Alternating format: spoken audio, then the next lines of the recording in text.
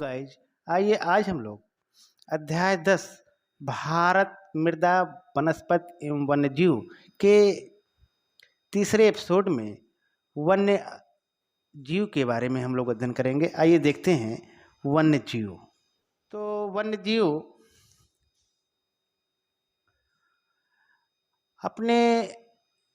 हम लोग अपने आसपास अनेक जानवरों को देखा होगा। कुछ जानवर हम लोगों को पालतू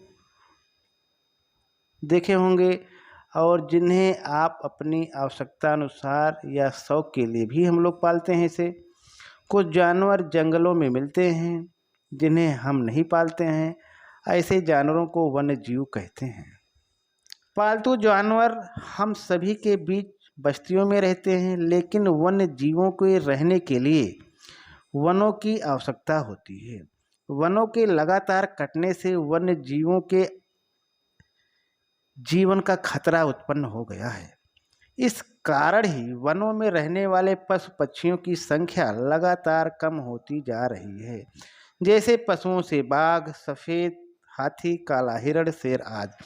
इस प्रकार पक्षियों में गिद्ध, गौरैया, सारस, कौवा आदि की संख्या भी निरंतर कम होती जा रही है। वन्य जीव हमारे लिए बहुत उपयोगी हैं, जैसे गिद्ध पक्षी मरे हुए पशुओं का मांस खाकर वातावरण को प्रदूषित होने से बचाते हैं, किंतु इनकी संख्या भी बहुत कम हो गई है। वन्य जीवों की सुरक्षा के लिए सरकार द्वारा प्रयास किए जा रहे हैं। सरकार द्वारा राष्ट्रीय उद्यानों, वन्य जीव अभयारण्यों एवं पक्षी विहारों की स्थापना की गई है, जिसमें वन्य जीव सुरक्षित रहते हैं। लोग देखेंगे राष्ट्रीय उद्यान किसे कहते हैं। राष्ट्रीय उद्यान या नेशनल पार्क वह क्षेत्र जहां शिकार और चराई पूर्णतया बंद है, उसे हम नेशनल पार्क या राष्ट्रीय उद्यान कहते हैं। आगे है वन्य जीव अभयारण्य। वन्य जीव अभयारण्य किसे कहते हैं। वन्य जीव अभयारण्य यानी वाइल्ड लाइफ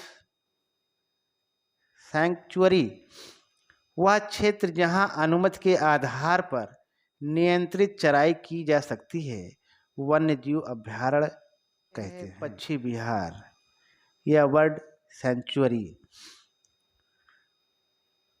वह स्थान जहां पक्षी स्वतंत्र रूप से अपने भोज्य पदार्थों को प्राप्त कर सकते हैं, पक्षी विहार कहलाते हैं।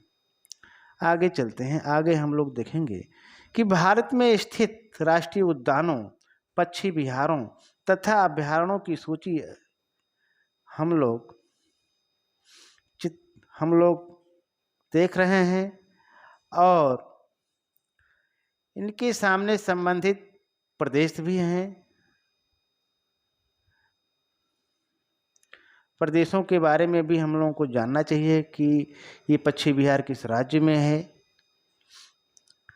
आगे चलते हैं। आगे हम लोग देखेंगे कि प्रत्येक वर्ष अक्टूबर माह का पहला सप्ताह वन्य जीव सप्ताह के रूप में मनाया जाता है। ध्यान दीजिए, प्रत्येक वर्ष अक्टूबर माह का पहला सप्ताह वन्य जीव सप्ताह के रूप में मनाया जाता है।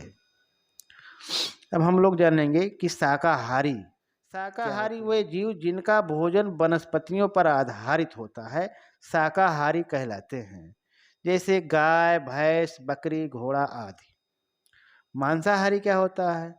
मांसाहारी वे जो जीव शाकाहारी जानवरों का शिकार करके अपना भोजन प्राप्त करते हैं, मांसाहारी कहलाते हैं, जैसे शेर, भेड़िया आदि।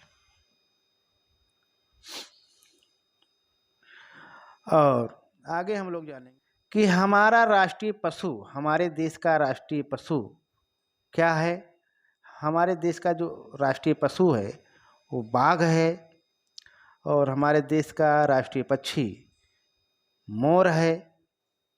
ध्यान दीजिए, हमारे देश का राष्ट्रीय पक्षी मोर है। आगे हम लोग जानेंगे कि भारत को मसालों का घर कहा जाता है। ये वनस्पतियों की ही उपलब्धता के कारण हुआ है।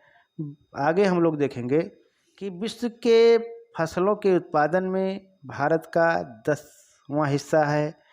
एशियाई शेर केवल गुजरात के गिर जिलों में पाए जाते हैं। ध्यान दीजिए, एशियाई शेर केवल गुजरात के गिर जंगलों में पाए जाते हैं। आगे है, असम के जंगलों में हाथी तथा गैंडे पाए जाते हैं। केरल और कर्नाटक में भी हाथी पाए जाते हैं। और कुछ पक्षी जैसे पेलिकन, साइबेरियन सारस, स्टोर, फ्लेमिंगो, पिनटेल बत्तख इत्यादि प्रत्येक वर्ष सर्दी के मौसम में हमारे देश में आते हैं। साइबेरियन सारस साइबेरिया से दिसंबर के महीने में आते हैं तथा मार्च के आरंभ तक रहते हैं।